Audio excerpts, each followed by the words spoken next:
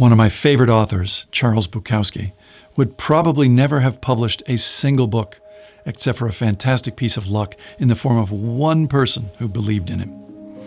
In the mid-1960s, Bukowski was working for the post office for $50 a month, writing poetry on the side, hardly ever getting published.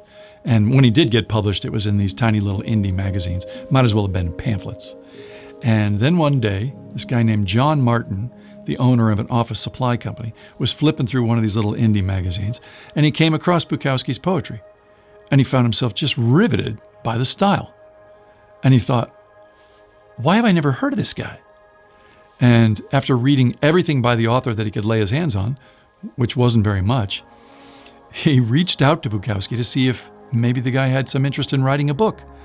And Bukowski said, yeah, sure, but it's going to take a while because I got this job at the post office.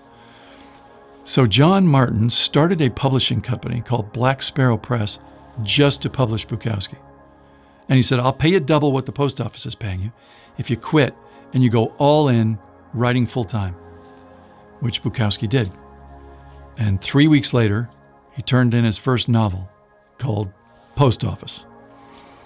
He was 49 years old, and he followed it up with dozens more books and thousands of poems that developed a very loyal following here and in Europe. And none of it would have happened except for that one person who believed in him, someone who opened the cage door and said, come on, let's go. Is there someone near you that needs that? Someone who believes in them?